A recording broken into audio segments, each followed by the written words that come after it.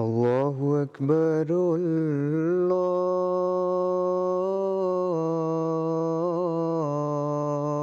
اکبر اللہ اکبر اللہ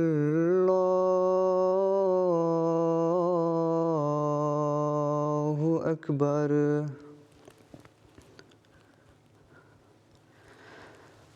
اشہد ان لا الہ الا اللہ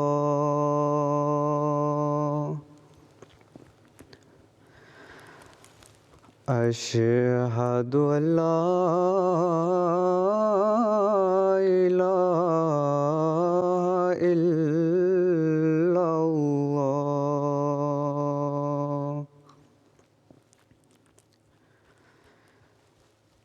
اشہد ان محمد رسول اللہ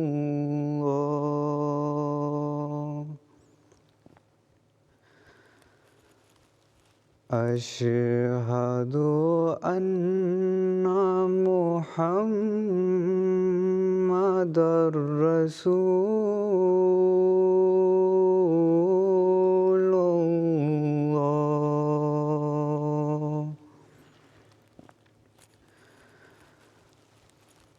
حی علی الصلاۃ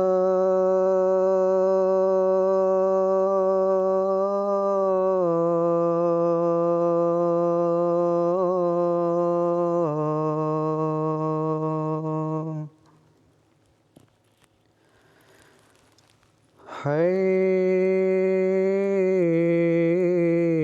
علی الصلاۃ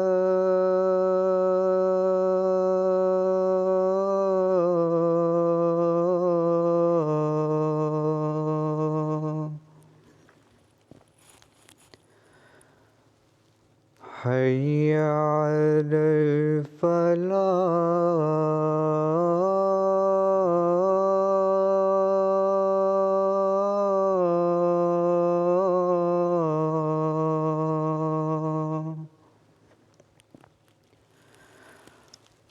حی علی الفلاح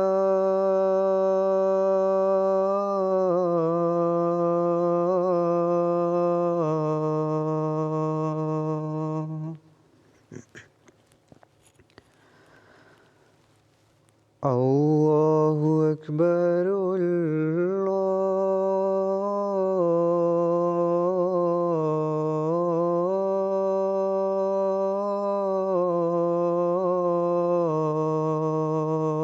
اکبر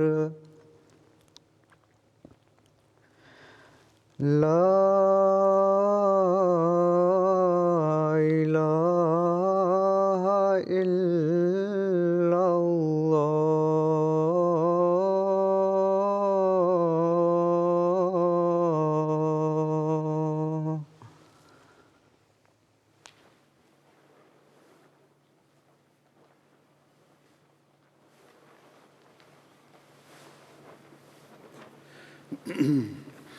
السلام علیکم ورحمۃ اللہ.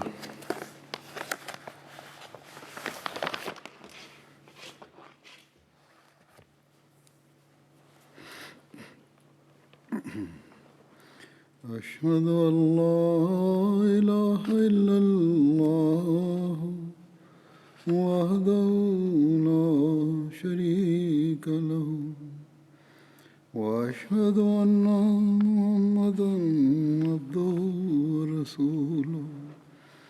اما بعد فاعوذ باللہ من الشیطان الرجیم. بسم اللہ الرحمن الرحیم. الحمد للہ رب العالمین الرحمن الرحیم مالک یوم الدین.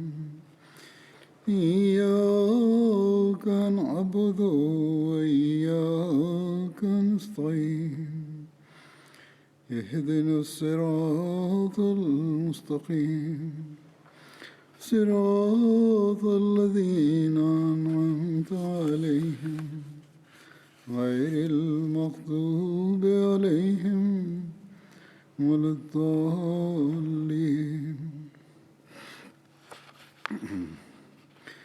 آج جن صحابی کا پہلے ذکر ہوگا ان کا نام ہے حضرت عوف بن حارث بن رفاعہ انصاری. روایات میں آپ کا نام عوف بن افرا، عوف بن حارث اور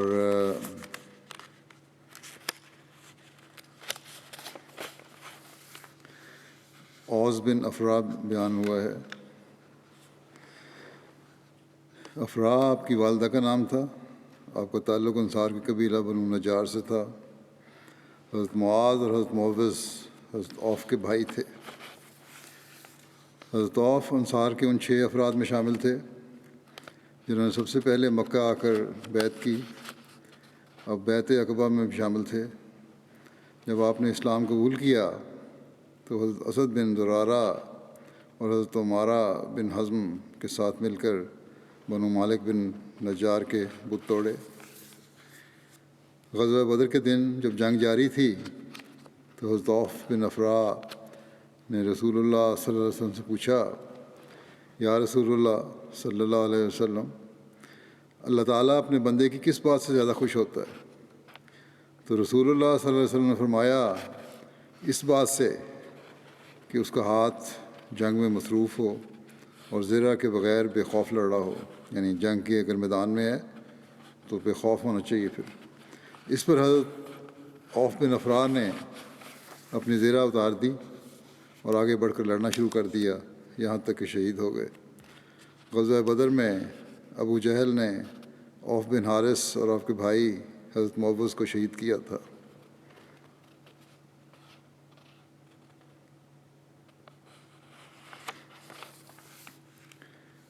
حدیث اور سیرت کی کتب میں غزوہ بدر میں ابو جہل پر حملہ کرنے والے صحابہ کے متعلق نام ملتے ہیں. ان میں حضرت عوف بن افرا کا نام بھی آتا ہے، یہ پہلے بھی ایک دفعہ ذکر کر چکا ہوں. سنن ابی داؤد میں ہے کہ ان کا نام عوف بن حارث تھا. یہ دونوں نام ان کے ہیں، بولے جاتے ہیں عام طور پہ. بہرحال ان کی شہادت ابو جہل کے قتل میں شریک تھے اور ان کی شہادت بدر میں ہوئی. اگلے صحابی جن کا ذکر ہے وہ ہیں حضرت ابو ایوب انصاری. حضرت ابو ایوب انصاری کا نام حضرت خالد اور ان کے والد کا نام زید بن کلیب تھا. آپ اپنے نام اور کنیت دونوں سے مشہور ہیں. حضرت ابو ایوب انصاری کا تعلق انصار کے قبیلہ خزرج کی شاخ بنو نجار سے تھا. حضرت ابو ایوب انصاری کو عقبہ ثانیہ کے موقع پر 70 انصار کے ہمراہ بیعت کرنے کی سعادت نصیب ہوئی. حضرت ابو ایوب انصاری کی والدہ کا نام ہند بنت سعید تھا، جبکہ ایک قول کے مطابق ان کا نام زہرا بنت سعد تھا. حضرت ابو ایوب انصاری کی بیوی کا نام حضرت ام حسن بنت زید تھا. ان کے بطن سے ایک لڑکا عبد الرحمن پیدا ہوا. حضرت صلی اللہ علیہ وسلم نے حضرت ابو ایوب انصاری اور حضرت مصعب بن عمیر کے درمیان مواخات قائم فرمائی. جب رسول اللہ صلی اللہ علیہ وسلم ہجرت کر کے مدینہ تشریف لائے تو آپ مسجد نبوی اور اپنے گھروں کی تعمیر تک حضرت ابو ایوب انصاری کے گھر میں قیام فرما رہے. سید خاتم النبیین میں مرزا بشیر احمد صاحب نے اس کو یوں بیان کیا ہے وسلم کے قیام کے واقعے کو کہ بنو نجار میں پہنچ کر پھر یہ سوال درپیش تھا کہ آپ صلی اللہ علیہ وسلم کس شخص کے پاس مہمان ٹھہریں. قبیلے کا ہر شخص خواہشمند تھا کہ اسی کو یہ فخر حاصل ہو، بلکہ بعض لوگ تو جوش محبت میں آپ کی اونٹنی کی باغوں پر ہاتھ ڈال دیتے تھے. اس حالت کو دیکھ کر آپ نے فرمایا، میری اونٹنی کو چھوڑ دو کہ یہ اس وقت معمور ہے، یعنی جہاں خدا کا منشا ہوگا وہاں یہ خود بیٹھ جائے گی۔ اور یہ کہتے ہوئے آپ نے بھی اس کی باغیں ٹھیلی چھوڑ دیں۔ اونٹنی آگے بڑھی اور تھوڑی دور خرامہ خرامہ چلتی ہوئی جب اس جگہ پہنچی جہاں بعد میں مسجد نبوی اور حضرت صلی اللہ علیہ وسلم کے حجرات تعمیر ہوئے، اور جو اس وقت مدینے کے 2 بچوں کی افتادہ زمین تھی، تو بیٹھ گئی، لیکن پھر فوراً ہی اٹھی اور آگے کی طرف چلنے لگی، مگر چند قدم چل کر پھر لوٹ آئی اور اسی جگہ جہاں پہلے بیٹھی تھی دوبارہ بیٹھ گئی۔ حضرت صلی اللہ علیہ وسلم نے فرمایا ھذا انشاء اللہ المنزل، یعنی معلوم ہوتا ہے کہ خدا کی منشا میں یہی ہماری مقام گاہ ہے۔ اور پھر خدا سے دعا مانگتے ہوئے اونٹنی سے نیچے اتر آئے اور دریافت فرمایا کہ اپنے آدمیوں میں سے یہاں سے قریب ترین کس کا گھر ہے؟ ابو ایوب یعنی مسلمانوں میں سے ابو ایوب انصاری فوراً ڈب کر آگے آئے اور کہا، عرض کیا کہ یا رسول اللہ میرا گھر ہے اور یہ میرا دروازہ ہے، تشریف لے چلیے۔ آپ نے فرمایا اچھا جاؤ اور ہمارے لیے کوئی ٹھہرنے کی جگہ تیار کرو۔ ابو ایوب انصاری فوراً اپنے مکان کو ٹھیک ٹھاک کر کے آ گئے اور حضرت صلی اللہ علیہ وسلم ان کے ساتھ اندر تشریف لے گئے۔ یہ مکان 2 منزلہ تھا۔ ابو ایوب چاہتے تھے کہ آپ صلی اللہ علیہ وسلم اوپر کی منزل میں قیام فرمائیں، لیکن آپ نے اس خیال سے کہ ملاقات کے لیے آنے والے لوگوں کو آسانی رہے نچلی منزل کو پسند فرمایا اور وہاں فروکش ہوئے۔ رات ہو گئی تو ابو ایوب اور ان کی بیوی کو ساری رات اس خیال سے نیند نہیں آئی کہ رسول اللہ صلی اللہ علیہ وسلم نیچے ہیں اور ہم آپ کے اوپر ہیں۔ اور مزید اتفاق یہ ہو گیا کہ رات کو چھت پر ایک پانی کا برتن ٹوٹ گیا اور ابو ایوب نے اسے اس ڈر سے کہ پانی کا کوئی قطرہ نیچے نہ ٹپک جائے جلدی سے اپنا لحاف پانی پر گرا کر اسے خشک کر دیا۔ صبح ہوئی تو وہ حضرت صلی اللہ علیہ وسلم کی خدمت میں حاضر ہوئے اور بکمال اصرار آپ صلی اللہ علیہ وسلم کی خدمت میں اوپر کی منزل میں تشریف لے چلنے کی درخواست کی۔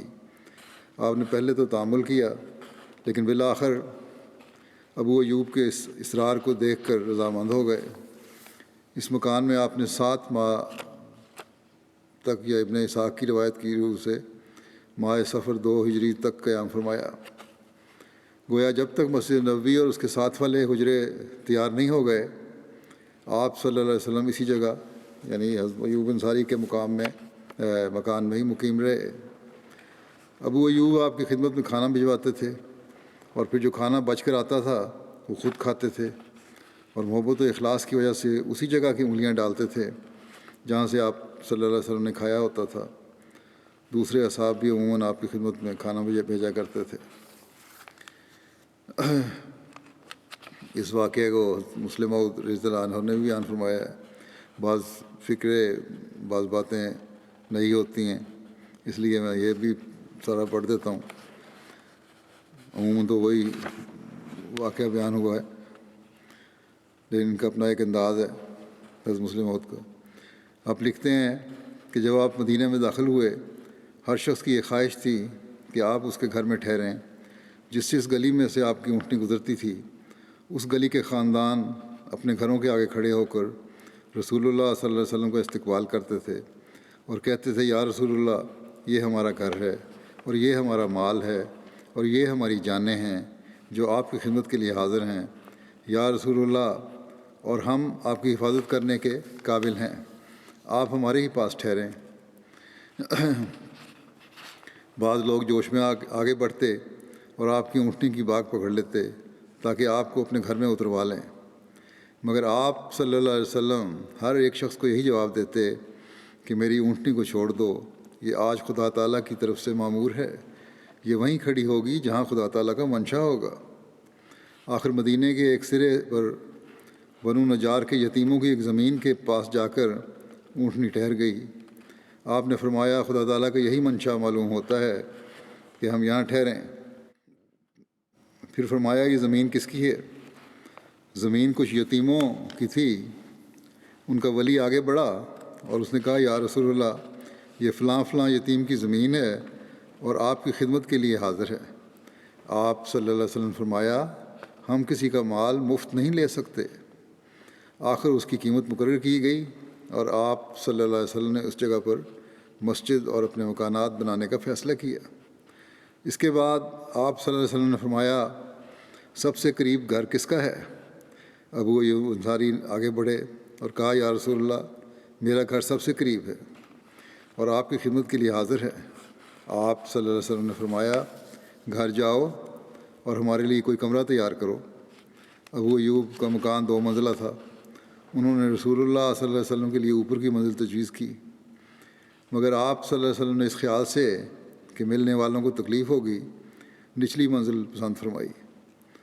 انصار کو رسول اللہ صلی اللہ علیہ وسلم کی ذات سے جو شدید محبت پیدا ہو گئی تھی، حضرت مسلم موعود لکھتے ہیں کہ جو شدید محبت پیدا ہو گئی تھی اس کا مظاہرہ اس موقع پر بھی ہوا۔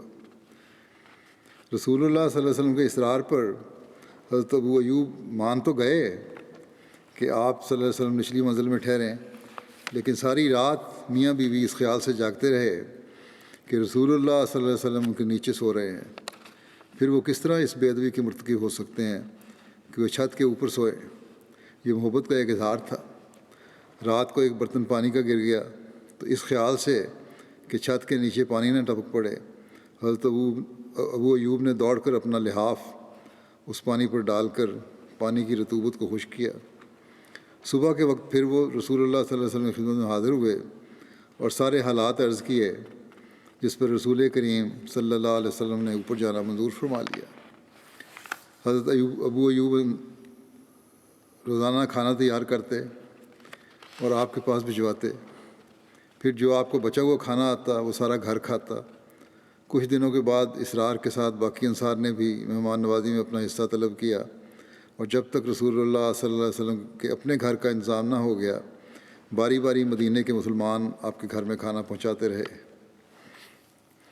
حضرت ابو ایوب سے روایت ہے کہ نبی صلی اللہ علیہ وسلم ان کے ہاں اترے۔ نبی صلی اللہ علیہ وسلم نچلی منزل میں، یہ حدیث کی روایت آگے ہے، پہلا مسلم موعود کا جو عہدے بادشاہ سے بیان تھا وہ ختم ہوا۔ بہرحال حضرت ابو ایوب روایت کرتے ہیں کہ حضرت صلی اللہ علیہ وسلم کے ہاں اترے۔ نبی صلی اللہ علیہ وسلم نچلی منزل میں اور حضرت ابو ایوب اوپر والی منزل میں تھے۔ راوی کہتے ہیں کہ ایک رات حضرت ابو ایوب بیدار ہوئے اور کہا، ہم رسول اللہ صلی اللہ علیہ وسلم کے سر کے اوپر چلتے ہیں۔ پس وہ ایک طرف ہٹ گئے اور ایک کونے میں رات گزاری۔ پھر انہوں نے نبی صلی اللہ علیہ وسلم کی خدمت میں عرض کیا تو نبی صلی اللہ علیہ وسلم نے فرمایا، نچلے حصے میں زیادہ سہولت ہے۔ انہوں نے کہا، میں اس چھت پر نہیں رہ سکتا جس کے نیچے آپ ہوں۔ نبی صلی اللہ علیہ وسلم اوپر منتقل ہو گئے اور حضرت ابو ایوب نیچے۔ وہ نبی صلی اللہ علیہ وسلم کے لیے کھانا بناتے تھے، اور جب وہ کھانا رسول اللہ صلی اللہ علیہ وسلم کی طرف سے ان کے پاس واپس لایا جاتا تو پوچھتے کہ کس جگہ آپ کی انگلیاں لگی تھیں، لانے والے سے پوچھتے۔ پھر وہ آپ کی انگلیوں کی جگہ کا تتبع کرتے، یعنی وہیں سے کھاتے جہاں حضرت صلی اللہ علیہ وسلم نے کھایا تھا۔ انہوں نے ایک دفعہ آپ کے لیے کھانا تیار کیا جس میں لہسن تھا۔ جب وہ ان کی طرف واپس لایا گیا تو انہوں نے نبی صلی اللہ علیہ وسلم کی انگلیوں کی جگہ کے متعلق پوچھا اور ان سے کہا کہ آپ نے انہیں کھایا۔ جب ان کو بتایا گیا کہ آپ صلی اللہ علیہ وسلم نے آج کھانا نہیں کھایا تو گھبرا گئے، اور آپ صلی اللہ علیہ وسلم کی طرف اوپر گئے اور پوچھا کہ کیا یہ حرام ہے لہسن؟ نبی صلی اللہ علیہ وسلم نے فرمایا، نہیں، لیکن میں اسے ناپسند کرتا ہوں۔ اس پر ابو ایوب انصاری نے کہا، جس کو آپ ناپسند کرتے ہیں میں اس کو ناپسند کرتا ہوں، یا انہوں نے کہا کہ جس کو آپ نے ناپسند کیا میں نے بھی ناپسند کیا۔ راوی کہتے ہیں کہ نبی صلی اللہ علیہ وسلم کے پاس فرشتے آتے تھے۔ یہ روایت مسلم کی ہے، اس طرح لکھی ہے، یعنی وہی ہوتی تھی اور فرشتے آتے تھے، اور اس وجہ سے حضرت صلی اللہ علیہ وسلم بو والی چیز پسند نہیں کرتے تھے، لیکن حرام نہیں ہے یہ۔ مسلم میں یہ روایت یوں بھی درج ہے، حضرت ابو ایوب انصاری سے روایت ہے، وہ کہتے ہیں کہ جب رسول اللہ صلی اللہ علیہ وسلم کے پاس کھانا پیش کیا جاتا آپ اس میں سے تناول فرماتے اور اپنا بچا ہوا کھانا میری طرف بھیج دیتے۔ ایک دن آپ نے بچا ہوا کھانا بھیجا جس میں سے آپ نے نہیں کھایا تھا کیونکہ اس میں لہسن تھا۔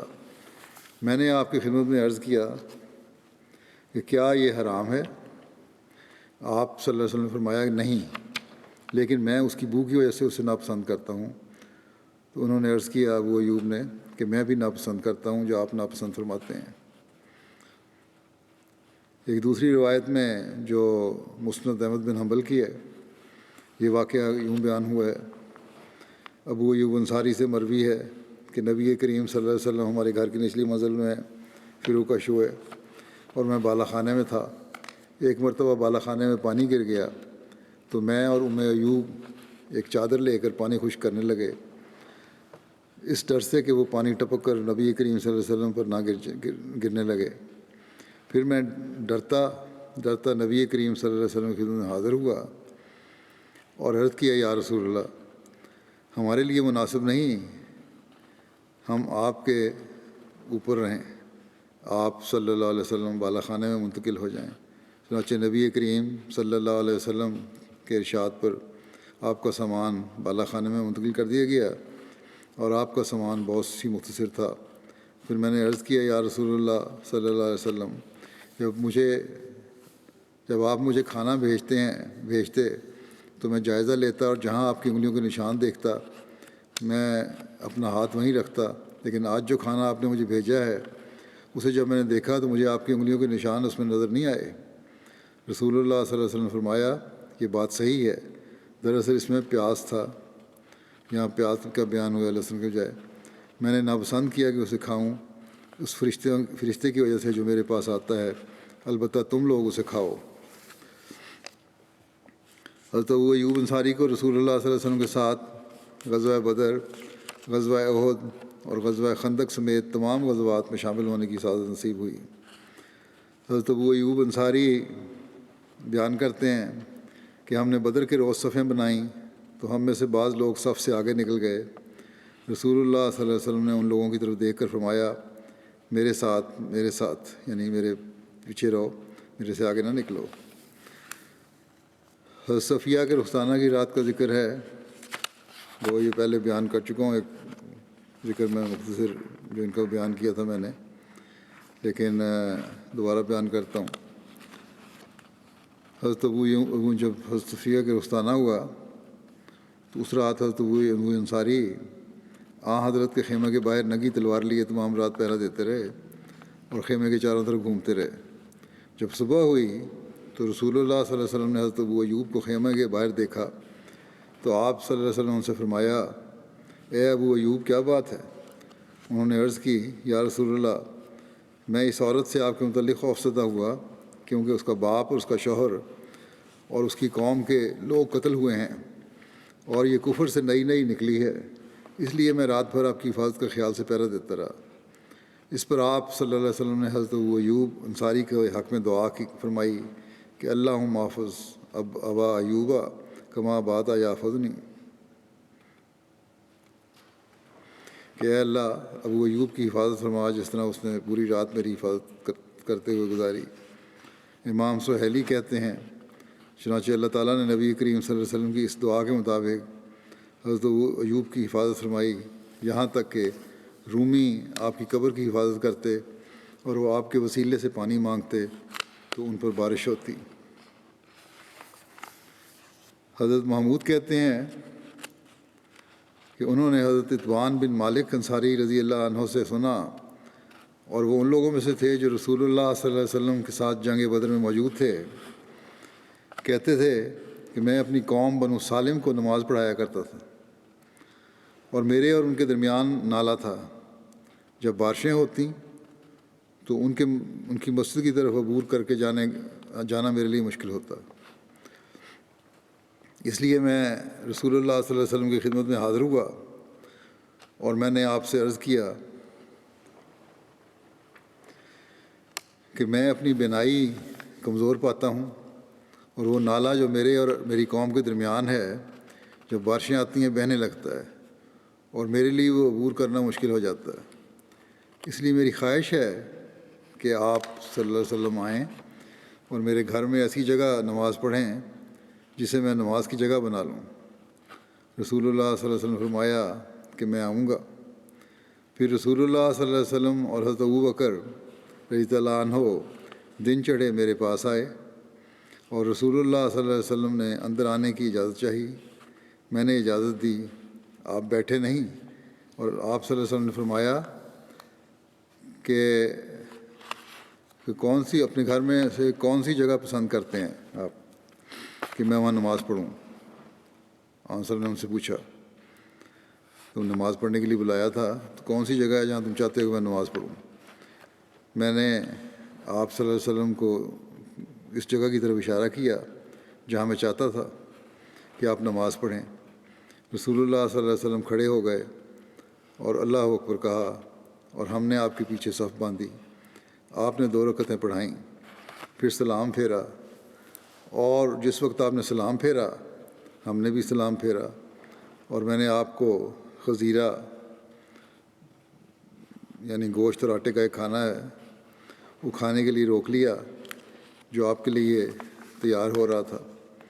محلے والوں نے سنا کہ رسول اللہ صلی اللہ علیہ وسلم میرے گھر میں ہیں، تو ان میں سے کچھ لوگ بھاگے آئے، یہاں تک کہ گھر میں بہت سے آدمی ہو گئے۔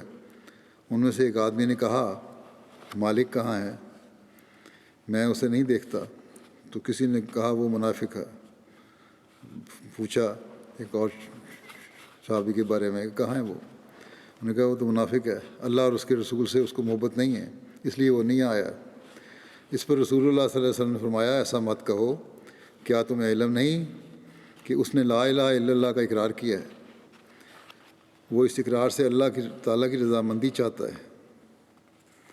اس نے کہا، اللہ اور اس کا رسول بہتر جانتے ہیں، ہم تو بخدا اس کی دوستی اور اس کی باتیں منافقوں ہی کے ساتھ دیکھتے ہیں۔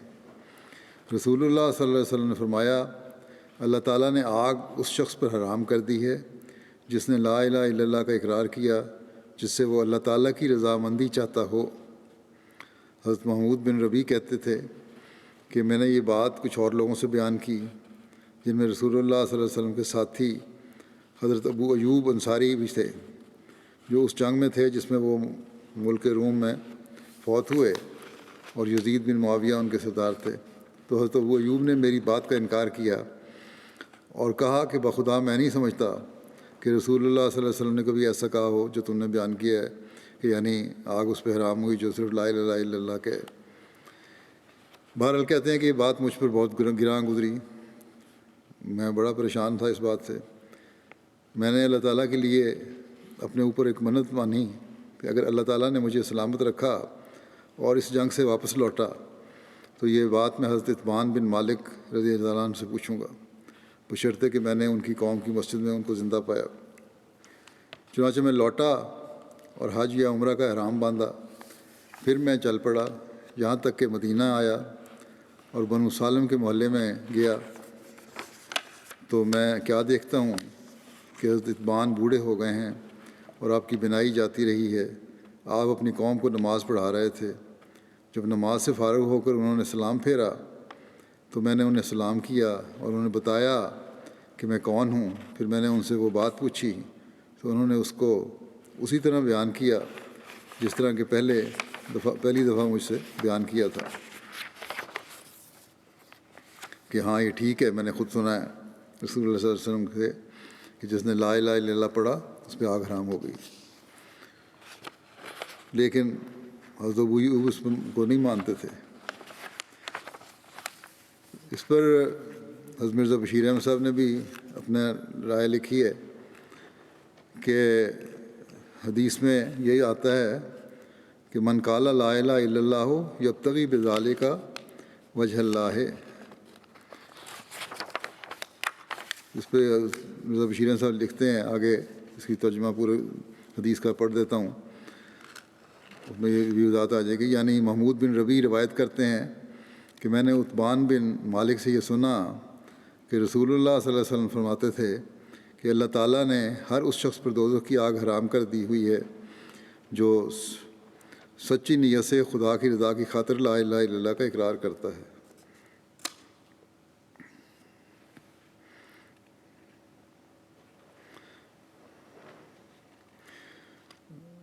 لیکن جب میں نے یہ روایت ایک ایسی مجلس میں بیان کی جس میں ابو ایوب انصاری صحابی بھی موجود تھے تو ابو ایوب نے اس روایت سے انکار کیا اور کہا کہ خدا کی قسم میں ہرگز نہیں خیال کر سکتا کہ رسول اللہ صلی اللہ علیہ وسلم نے بات فرمائی ہو۔ پھر آگے یہ لکھتے ہیں کہ اس حدیث میں حضرت ابو ایوب انصاری نے ایک ایسی حدیث کو جو اصول روایت کے لحاظ سے صحیح تھی، جو روایت کے اصول ہیں حدیث بیان کرنے کے اس لحاظ سے صحیح تھی، اپنی درایت حضرت ابو ایوب انصاری نے کی بنیاد رکھی، یعنی اپنی سمجھ اور جو وہ سمجھتے تھے جس چیز کو صحیح اپنے لحاظ سے، اس کو بنیاد رکھ کر قبول کرنے سے انکار کر دیا۔ اور گویا یہ پھر فرماتے ہیں میاں بشیر احمد صاحب کہ گو یہ ممکن ہے کہ حضرت ابو ایوب انصاری کا استدلال درست نہ ہو، مگر بہرحال یہ حدیث اس بات کو ثابت کرتی ہے۔ اب یہ بات ثابت کرنا چاہتے ہیں حضرت بشیر احمد صاحب کہ صحابہ یوں ہی نہیں ہر حدیث کو بات کو مان لیا کرتے تھے، بلکہ ان کو بھی غور کرتے تھے، تحقیق کرتے تھے۔ تو بہرحال وہ لکھتے ہیں کہ بہرحال یہ حدیث اس بات کو ثابت کرتی ہے کہ صحابہ یوں ہی قرآنہ طور پر ہر روایت کو قبول نہیں کر لیتے تھے، بلکہ درایت اور روایت ہر دو کے اصول کے ماتحت پوری تحقیق کر لینے کے بعد قبول کرتے تھے۔ اس بخاری کی اس حدیث کی شرح میں حضرت سید ولی اللہ شاہ صاحب نے لکھا ہے کہ حضرت محمود بن ربیع سے جب انہوں نے یعنی ابو ایوب انصاری نے یہ روایت سنی تو انہوں نے انکار کیا۔ بعض کا خیال ہے کہ ان کے انکار کی وجہ یہ تھی کہ خالی لا الہ الا اللہ کا اقرار آنکھ سے محفوظ نہیں رکھ سکتا جب تک اعمال صالحہ اس کے ساتھ نہ ہوں۔ یہ ثابت شدہ اسلامی مسئلہ ہے، ٹھیک ہے، بالکل اسی طرح ہوتا ہے، مگر راغب شاہ صاحب لکھتے ہیں کہ مگر یبتغی بذالک وجہ اللہ کا جملہ بتا رہا ہے کہ یہ اقرار توحید کس قسم کا ہے، یعنی جو دل سے چاہتے ہوئے خدا کی رضا کی خاطر کلمہ پڑھتا ہے، لا الہ الا اللہ کہتا ہے، اس کے لیے آگ حرام ہے۔ تو پھر لکھتے ہیں شاہ صاحب کہ حضرت محمود نے دوبارہ تحقیق اس خیال سے کی کہ شاید وہ بعض الفاظ ضبط نہ کر سکے ہوں، اور پھر جو دوبارہ تحقیق کی تو دوبارہ یہی ثابت ہوا کہ وہ الفاظ درست تھے جو روایت تھی۔ پھر لکھتے ہیں آگے کہ کسی کے ایمان یا نفاق سے متعلق لوگوں کے سامنے اظہار رائے نامناسب ہے، کسی کے ایمان یا نفاق سے متعلق لوگوں کے سامنے اظہار رائے نامناسب ہے، یوں ہی کہہ دینا کسی کو منافق ہے یا اس کا ایمان کمزور ہے، یہ غلط چیز ہے، کیونکہ آن حضرت صلی اللہ علیہ وسلم نے اس موقع پر ابن دخشن کی نسبت نکتہ چینی ناپسند فرمائی تھی۔ آپ نے ناپسند فرمایا کہ اس طرح پبلک میں کہا جائے، اس قسم کی نکتہ چینی بجائے اصلاح کے فتنہ و فساد کا موجب ہو جاتی ہے۔ ایک روایت میں بیان ہے کہ حضرت عبداللہ بن عباس اور حضرت مسور بن مخرمہ نے ابوا مقام پر مسئلہ غسل میں اختلاف کیا۔ حضرت عبداللہ بن عباس نے کہا محرم اپنا سر دھو سکتا ہے، اور حضرت مسور نے کہا کہ محرم اپنا سر نہیں دھو سکتا۔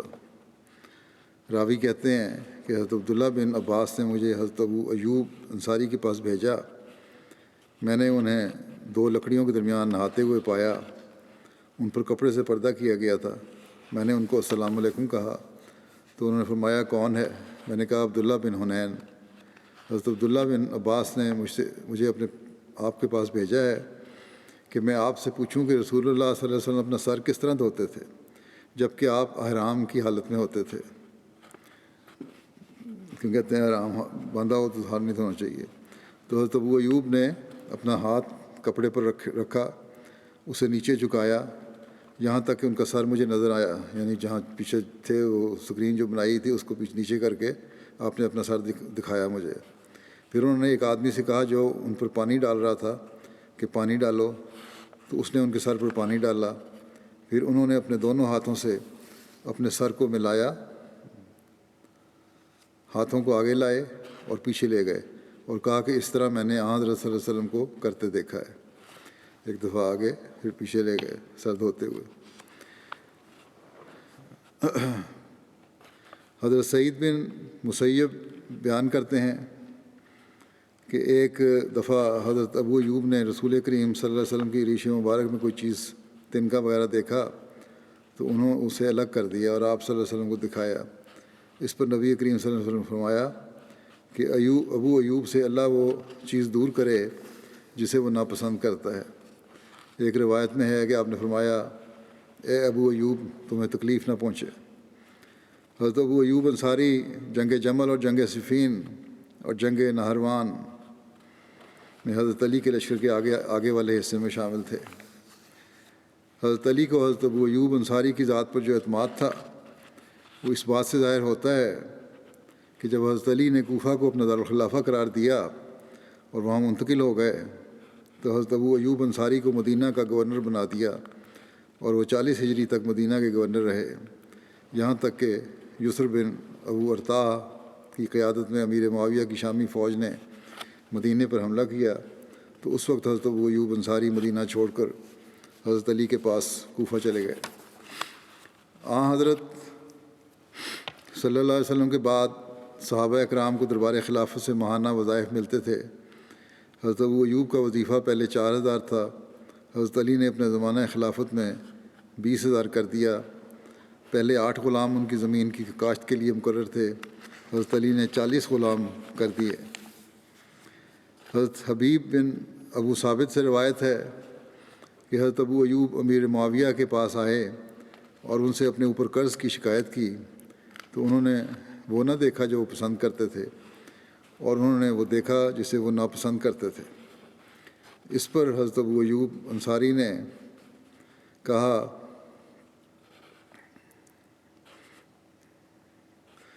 یعنی جو حضرت ابو ایوب کی بات کو نہیں دیکھا بلکہ ان کی ناپسندگی والی بات کو دیکھا، پسند والی بات کو نہیں دیکھا۔ اس پر حضرت ابو ایوب انصاری نے کہا کہ میں نے رسول اللہ صلی اللہ علیہ وسلم کو فرماتے سنا ہے کہ تم بعد میں ضرور ترجیح دیکھو گے، یعنی ترجیحات تمہاری بدل جائیں گی۔ امیر معاویہ نے کہا تو آپ صلی اللہ علیہ وسلم نے تم لوگوں کو کس چیز کا ارشاد فرمایا تھا؟ جب یہ کہا رسول پاک نے تو پھر آپ نے کیا فرمایا تھا؟ انہوں نے کہا، حضرت ابو ایوب نے کہا کہ آپ صلی اللہ علیہ وسلم نے فرمایا تھا کہ تم لوگ صبر کرنا، جب ایسی ترجیحات بدل جائیں جہاں تم لوگوں کے بات نہ مانی جائے، جو پسندیدہ بات نہ سنی جائے تو پھر صبر کرنا۔ اس پر امیر معاویہ نے کہا پھر تم لوگ صبر کرو، جب وہاں سے نے فرمایا صبر کرنا تو صبر کرو۔ حضرت ابو ایوب نے کہا اللہ کی قسم میں تم سے کبھی کسی چیز کا سوال نہیں کروں گا۔ پھر حضرت ابو ایوب بصرہ چلے گئے اور حضرت ابن عباس کے ہاں قیام کیا۔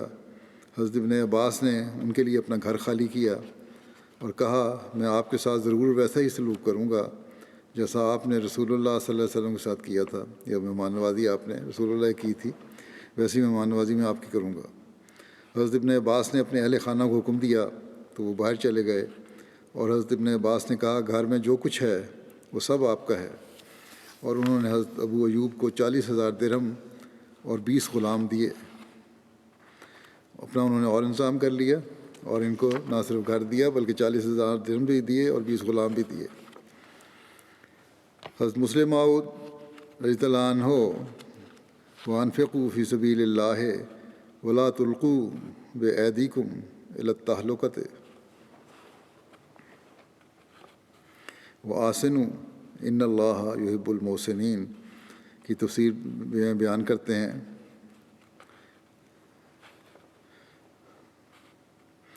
کہ اس آیت کا مفہوم سمجھنے میں لوگوں کو بڑی غلط فہمی ہوئی ہے کہ وانفقوا فی سبیل اللہ ولا تلقوا بایدیکم الی التہلکۃ وآسنوا ان اللہ یحب المحسنین۔ انہیں خدا تعالیٰ کی راہ میں جہاں کوئی تکلیف پیش آتی ہے تو فوراً کہہ دیتے ہیں کہ یہ تو اپنے آپ کو ہلاکت میں ڈالنے والی بات ہے، کیونکہ اللہ تعالیٰ نے کہا ہے ولا تلقوا بایدیکم الی التہلکۃ کہ اپنے آپ کو ہلاکت میں نہ ڈالو۔ ہم اس میں کس طرح حصہ لے سکتے ہیں؟ حالانکہ اس کے ہرگز یہ معنی نہیں ہے کہ جہاں موت کا ڈر ہو وہاں سے مسلمان کو بھاگ جانا چاہیے اور اسے بزدلی کا مظاہرہ کرنا چاہیے، بلکہ اس کے معنی یہ ہیں کہ جب دشمن سے لڑائیاں ہو رہی ہوں تو اس وقت اپنے مالوں کو خوب خرچ کرو۔ اگر تم اپنے اموال کو روک لو گے تو اپنے ہاتھوں سے اپنی موت کا سامان پیدا کرو گے۔ چنانچہ احادیث میں حضرت ابو ایوب انصاری سے مروی ہے کہ انہوں نے اس وقت جب کہ وہ قسطنطنیہ فتح کرنے کے لیے گئے ہوئے تھے کہا کہ یہ آیت ہم انصار کے بارے میں نازل ہوئی تھی، اور پھر انہوں نے بتایا کہ پہلے تو ہم خدا تعالیٰ کے راستے میں اپنے اموال خرچ کیا کرتے تھے، لیکن جب خدا تعالیٰ نے اپنے دین کو تقویت اور عزت دی اور مسلمانوں کو غلبہ حاصل ہوا تو قلنا حل نقیم فی اموالنا و نسلھا، ہم نے کہا کہ اگر اب ہم اپنے مالوں کی حفاظت کریں اور اسے جمع کریں تو یہ اچھا ہوگا۔ اس وقت یہ آیت اتری کہ اللہ تعالیٰ کے راستے میں اپنے اموال خرچ کرنے سے دریغ نہ کرو، کیونکہ اگر تم ایسا کرو گے تو اس کے معنی یہ ہوں گے کہ تم اپنی جانوں کو ہلاکت میں ڈالنا چاہتے ہو۔ بس اپنے مالوں کو جمع نہ کرو بلکہ انہیں اللہ تعالیٰ کے راستے میں خوب خرچ کرو، ورنہ تمہاری جانیں ضائع چلی جائیں گی، دشمن تم پر چڑھ آئیں گے اور اس کا نتیجہ یہ ہوگا کہ تم ہلاک ہو جاؤ گے۔ حضرت علی کے بعد امیر معاویہ کی حکومت کا زمانہ آیا۔ عقبہ بن عامر جوہنی ان کی طرف سے مصر کے گورنر تھے۔ حضرت عقبہ کے عہد امارت میں حضرت ابو ایوب کو 2 مرتبہ سفر مصر کا اتفاق ہوا۔ پہلا سفر طلب حدیث کے لیے تھا۔ انہیں معلوم ہوا تھا کہ حضرت عقبہ کسی خاص حدیث کی روایت کرتے ہیں۔ صرف ایک حدیث کے لیے حضرت ابو ایوب نے بڑھاپے میں سفر کی زحمت گوارہ کی۔ دوسری مرتبہ غزوہ روم میں شرکت کے ارادے سے مصر تشریف لے گئے۔ مروان جب مدینہ کا گورنر تھا، وہ ایک روز آیا تو اس نے ایک شخص کو دیکھا جس نے اپنے چہرہ نبی کریم صلی اللہ علیہ وسلم کی قبر پر لگایا ہوا تھا۔ مروان نے کہا، کیا تم جانتے ہو کہ تم کیا کر رہے ہو؟ یہ شرک ہے، جھکے ہوئے سجدہ کر رہے ہو۔ پھر مروان نے اس شخص کے پاس آیا تو کیا دیکھا کہ وہ ابو ایوب انصاری ہیں۔ انہوں نے جواب دیا کہ ہاں، میں رسول اللہ صلی اللہ علیہ وسلم کے پاس آیا ہوں، ان پتھروں کے پاس نہیں آیا۔ ابو عبد الرحمن حبلی سے مروی ہے کہ ہم سمندر میں تھے اور ہم پر عبداللہ بن قیس فزاری امیر تھا اور ہمارے ساتھ حضرت ابو ایوب انصاری بھی تھے۔ وہ مال غنیمت تقسیم کرنے والے۔ یہاں مطلب یہ تھا کہ میں وہ تو عشق کی وجہ سے جھکا ہوا ہوں، نہ پتھروں کو سجدہ نہیں کر رہا، نہ میں شرک کر رہا ہوں، بلکہ ایک محبت کا اظہار ہے، اور اس میں بھی اللہ تعالیٰ کی وحدانیت میرے دل میں ہے، شرک نہیں ہے۔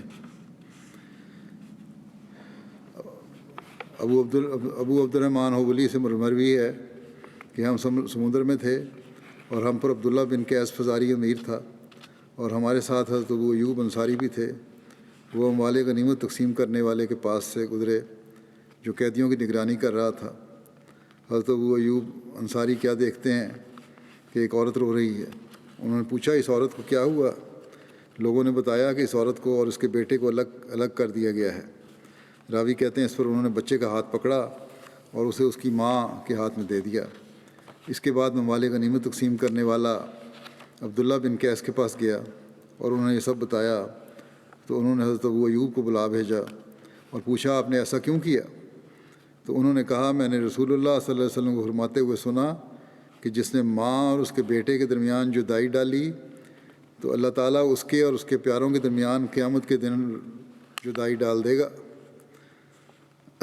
بس یہ جو بعض لوگ ماؤں سے بچے چھین لیتے ہیں، ان کے لیے بھی میں سبق ہے۔ پھر یہ اسلام پر اعتراض کرنے والے دیکھیں کہ خود کیا کرتے ہیں۔ اسلام تو اس حد تک خیال رکھتا ہے۔ اب گزشتہ دنوں امریکہ کی خبریں تھیں کہ وہاں بھی جو امیگرینٹس آئے ہوئے تھے ان کو علیحدہ انہوں نے رکھ دیا، مہاجرین کو، ماؤں کو علیحدہ، بچوں کو علیحدہ کیا، اور بعض بچے کچھ عرصے کے بعد پہچان نہیں سکے ماؤں کو۔ بہرحال اسلام اس حد تک تلقین کرتا ہے کہ ماؤں کو بچوں سے جدا نہ کرو اور ایک دوسرے کو تکلیف نہ دیں دو اس وجہ سے۔ حضرت مرثد بن عبداللہ بیان کرتے ہیں کہ جب حضرت ابو ایوب انصاری ہمارے پاس جہاد کی غرض سے آئے تو ان دنوں حضرت عقبہ بن عامر مصر کے والی تھے۔ انہوں نے مغرب کی نماز میں تاخیر کی۔ حضرت ابو ایوب ان کے پاس گئے اور کہا، اے عقبہ، یہ کیسی نماز ہے؟ حضرت عقبہ نے جواب دیا، ہم مصروف تھے۔ حضرت ابو ایوب نے کہا، اللہ کی قسم، میری صرف یہ غرض ہے کہ لوگ یہ نہ گمان کریں کہ تم نے رسول اللہ صلی اللہ علیہ وسلم کو ایسا کرتے ہوئے دیکھا تھا۔ کیا تم نے رسول اللہ صلی اللہ علیہ وسلم کو فرماتے ہوئے نہیں سنا کہ میری امت اس وقت تک خیر پر باقی رہے گی، یا یہ فرمایا کہ فطرت پر قائم رہے گی، جب تک وہ مغرب میں تاخیر نہ کریں یہاں تک کہ ستارے چمکنے لگیں۔ ابو واصل سے مروی ہے، یعنی پہلے وقت میں مغرب کی نماز پڑھنی چاہیے۔ ابو واصل سے مروی ہے کہ میں حضرت ابو ایوب انصاری سے ملا، انہوں نے مجھ سے مصافحہ کیا اور دیکھا کہ میرے ناخن بہت لمبے ہیں، تو انہوں نے کہا کہ رسول اللہ صلی اللہ علیہ وسلم نے فرمایا، تم میں سے کوئی آسمان کی خبروں کے متعلق سوال کرتا ہے اور وہ اپنے ناخن اس طرح لمبے رکھتا ہے جیسے پرندوں کے ناخن ہوتے ہیں، ان میں جنابت اور گندگی اور میل کچیل اکٹھی ہو جاتی ہے۔ یعنی باتیں تو بڑی اونچی اونچی پوچھتے ہو تم لوگ، معرفت کی کرتے ہو، لیکن اپنی حالت تمہاری یہ ہے کہ ناخن تمہارے لمبے ہیں اور ان میں گند اکٹھا ہو جاتا ہے، اس لیے ناخن کاٹ کے رکھا کرو۔ حضرت ابو ایوب کا مسند احمد بن حنبل کی حدیث ہے، حضرت ابو ایوب کا فضل و کمال اس قدر مسلم تھا کہ خود صحابہ ان سے مسائل دریافت کرتے تھے۔ حضرت ابن عباس، ابن عمر، براء بن عازب، انس بن مالک، ابو امامہ، زید بن خالد جوہنی، مقدام بن مادی، کرب، جابر بن سمرہ، عبداللہ بن یزید ختمی وغیرہ جو حضرت صلی اللہ علیہ وسلم کی تربیت یافتہ تھے، حضرت ابو ایوب کے فیض سے بے نیاز نہیں تھے۔ تابعین میں سعید بن مسیب، عروہ بن زبیر، سالم بن عبداللہ، عطا بن یسار، عطا بن یزید لیثی، ابو سلمہ، عبد الرحمن بن ابی لیلہ بڑے پائے کے لوگ ہیں، تاہم وہ حضرت ابو ایوب کے ارادت مندوں میں داخل تھے۔ حضرت ابو ایوب انصاری سے مروی ہے کہ وہ معاویہ کے زمانے میں جہاد کے لیے نکلے۔ وہ کہتے ہیں کہ میں بیمار ہو گیا، مرض میں شدت ہو گئی، تو اپنے ساتھیوں سے کہا کہ اگر میں مر جاؤں تو مجھے اٹھا لینا، اور جب تم لوگ دشمن کے مقابلے میں صف بستہ ہو جاؤ تو مجھے اپنے قدموں کے پاس دفن کر دینا۔ میں تم سے ایک حدیث بیان کروں گا جو میں نے رسول اللہ صلی اللہ علیہ وسلم سے سنی ہے، اگر میری وفات قریب نہ ہوتی تو میں اسے بیان نہ کرتا۔ میں نے رسول اللہ صلی اللہ علیہ وسلم کو فرماتے سنا کہ جو اس حالت میں مرا کہ اس نے اللہ کے ساتھ کسی کو بھی شریک نہ ٹھہرایا ہو تو وہ جنت میں داخل ہو گیا۔ ایک روایت میں مذکور ہے کہ جب حضرت ابو ایوب انصاری کی وفات کا وقت قریب آیا تو انہوں نے کہا، میں نے تم لوگوں سے ایک ایسی چیز چھپائی ہوئی تھی جو میں نے رسول اللہ صلی اللہ علیہ وسلم سے سنی تھی۔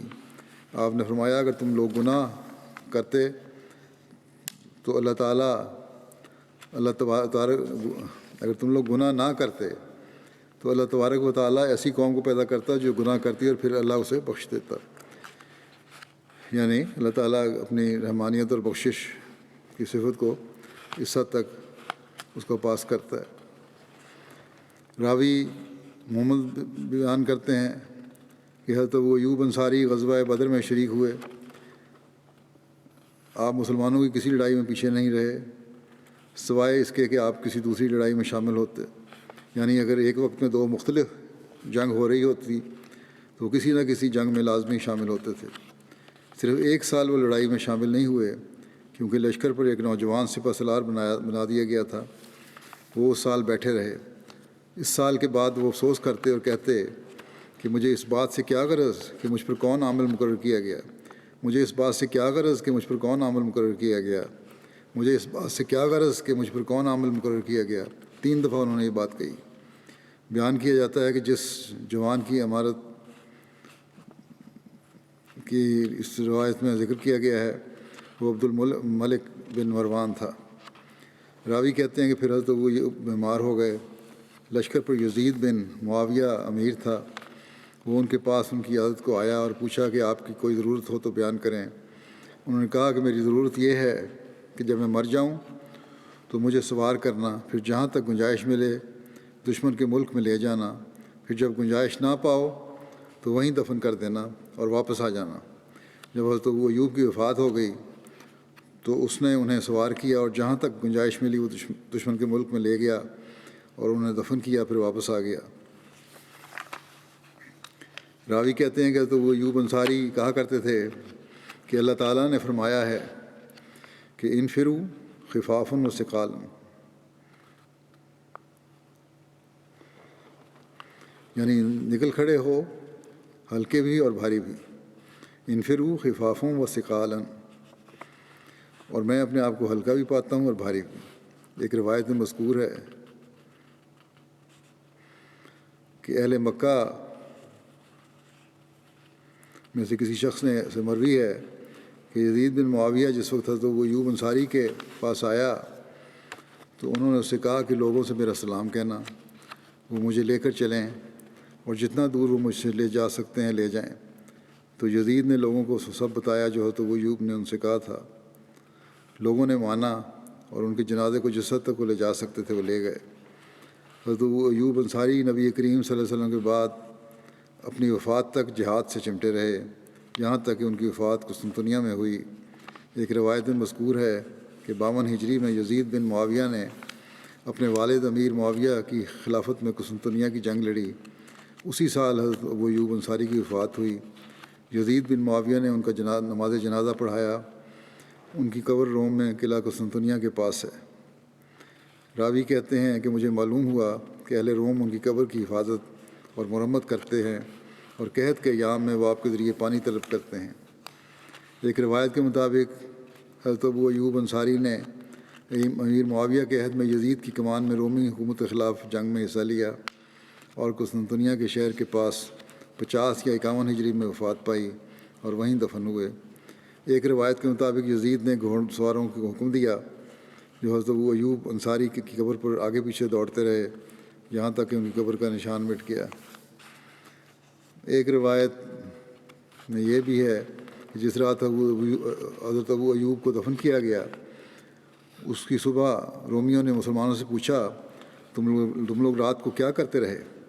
مسلمانوں نے بتایا کہ یہ حضرت ابو ایوب انصاری ہمارے نبی صلی اللہ علیہ وسلم کے کبار صحابہ میں سے تھے اور اسلام قبول کرنے کے لحاظ سے ان سب سے قدیم تھے۔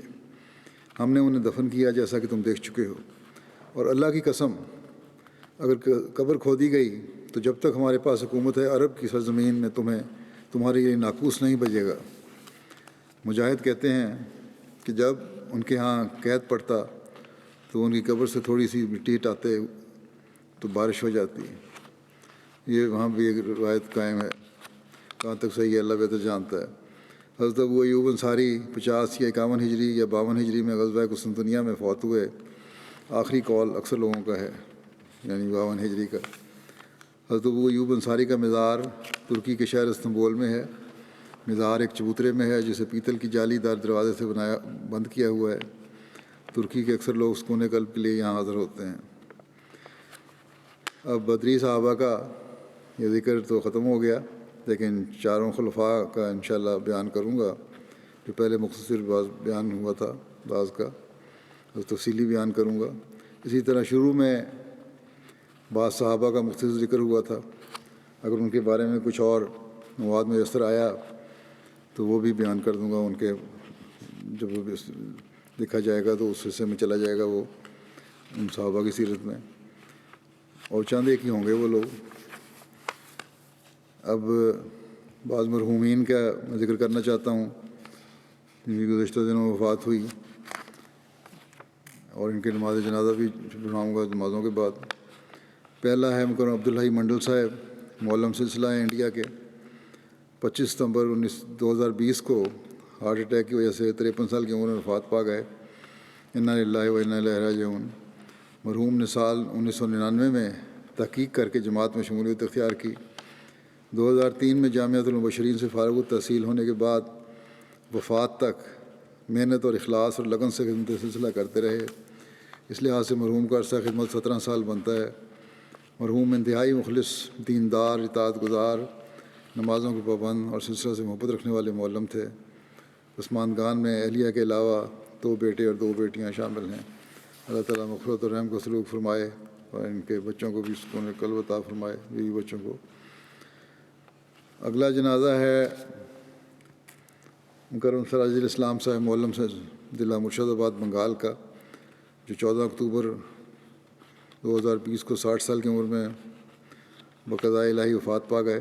انا للہ و انا الیہ راجعون۔ معلم صاحب مرحوم نے 2002 میں جامعۃ المبشرین قادیان میں 6 ماہ کی معلمین کی ٹریننگ حاصل کی اور 2020 تک بطور عارضی بالمختہ معلم خدمت کرتے رہے۔ اس لحاظ سے معلم صاحب مرحوم کا عرصہ خدمت 18 سال بنتا ہے۔ مرحوم انتہائی مخلص، دیندار، اطاعت گزار، صوم و صلات کے پابند، سلسلہ سے محبت رکھنے والے محنتی معلم تھے۔ مرحوم نے اپنی اہلیہ کے علاوہ 3 بیٹیاں یادگار چھوڑی ہیں۔ بڑی 2 بیٹیوں کی شادی ہو چکی ہے، تیسری بیٹی زیر تعلیم ہے۔ اللہ تعالیٰ ان سے مغفرت و رحم کا سلوک فرمائے اور ان کے لوائقین کو بھی صبر عطا فرمائے، نیکیاں جاری رکھنے کی توفیق دے۔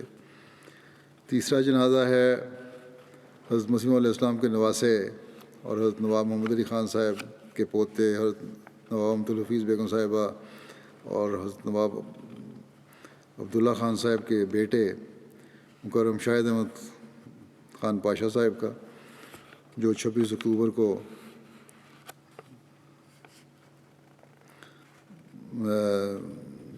85 سال کی عمر میں وفات پا گئے، ہسپتال میں تھے۔ انا للہ و انا الیہ راجعون۔ اللہ تعالیٰ کے فضل سے اب موسی تھے۔ مکرم شاہد احمد خان صاحب کی 2 شادیاں ہوئی تھیں۔ پہلی شادی مکرم امت الشکور صاحبہ کے ساتھ، جو حضرت خلیفۃ المسیح ثالث کی بیٹی تھیں، ان سے ہوئی 1962 میں، اور ان کا نکاح مولانا جلال الدین صاحب شمس نے پڑھا تھا حضرت مسلم موت کی بیماری کی وجہ سے۔ پہلی شادی سے ان کے 5 بچے ہیں، 2 بیٹے اور 3 بیٹیاں۔ دوسری شادی ان کی سمینہ سعید صاحب بن سعید صاحب مرحوم سے ہوئی 1977 میں، جن سے ایک بیٹا ہے ان کا، وہ امریکہ میں ہے آج کل۔ حضرت خلیفۃ المسیح ثالث کے ساتھ باقاعدہ ان کو کوئی جماعتی خدمات تو ان کی نہیں ہے، لیکن حضرت خلیفۃ المسیح ثالث کے ساتھ بعض بیرونی دوروں میں ان کو جانے کی توفیق ملی اور وہاں خدمت کا ان کو موقع ملا۔ اور اسی طرح دوسری خوبی ان کی یہ بھی ہے، ان کی اہلیہ نے لکھا تھا کہ بڑے غریب پرور تھے، بہت سے غریبوں کا خرچ دیا کرتے تھے، بلکہ ایک مکان بھی بنا کے دیا اور باقاعدگی سے امداد کرنے والے تھے غریبوں کی۔ اللہ تعالیٰ ان سے مغفرت اور رحم کا سلوک فرمائے۔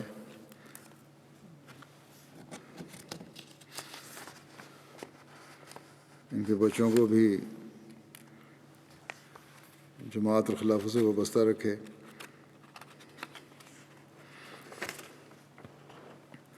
اگلا جنازہ ہے مکرم سید مسعود احمد شاہ صاحب شیفیلڈ UK کا، جو 8 ستمبر کو حرکت قلب بند ہونے کی وجہ سے وفات پا گئے تھے۔ انا للہ و انا الیہ راجعون۔ آپ کے خاندان میں احمدیت آپ کے والد حضرت سید نادر حسین صاحب رضی اللہ عنہ کے ذریعے سے آئی تھی، جنہوں نے 1902 میں 20 سال کی عمر میں قادیان جا کر حضرت مسیح علیہ السلام کے ہاتھ پر بیعت کی تھی۔ سید مسعود احمد شاہ صاحب 1962 میں UK آنے کے بعد مستقل طور پر شیفیلڈ میں رہائش پذیر تھے۔ شیفیلڈ میں جماعت قائم ہونے پر آپ کی رہائش گاہ کو پہلا نماز سینٹر بنایا گیا اور 1970 تک آپ ہی صدر جماعت کی ذمہ داریاں سر انجام دیتے رہے۔ بعض 1997 سے لے کر آخر دم تک سیکٹری ضیافت کے طور پر خدمت کی توفیق پائی۔ مرحوم خوش مزاج، مہمان نواز، شریف النفس، خدمت کے جذبے سے سرشار، غریبوں کے ہمدرد، ایک نیک مخلص اور باوفا انسان تھے۔ خلافت کے ساتھ بے پناہ عقیدت کا تعلق تھا۔ آپ کی بیٹی ڈاکٹر عائشہ صاحبہ کہتی ہیں کہ ہمیں جماعت اور خصوصاً خلافت کے ساتھ جوڑنے کی کوشش کرتے رہتے اور ہر 6 ماہ بعد خلیفۃ المسیح سے ملاقات کی تلقین کرتے تھے۔ اللہ تعالیٰ ان کی بیٹی اور اہلیہ کو صبر اور حوصلہ عطا فرمائے، ان سے مغفرت اور رحم کا سلوک فرمائے شاہ صاحب سے، اور اللہ تعالیٰ ان کی اولاد کو، بیٹی کو، اہلیہ کو، ان کی نیکیوں کو جاری رکھنے کی توفیق عطا فرمائے۔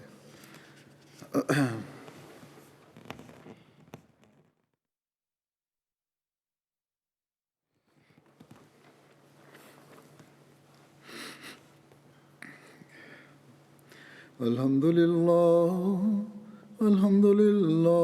نحمده ونستعينه ونستغفره ونؤمن به ونتوكل عليه ونعوذ بالله من شرور أنفسنا ومن سيئات أعمالنا من يهده الله فلا مضل له ومن يضلل فلا هادي له ونشهد أن لا إله إلا الله ونشهد أن محمدا عبده ورسوله عباد الله رحمكم الله إن الله يأمر بالعدل والإحسان وإيتاء ذي القربى وينهى عن الفحشاء والمنكر والبغي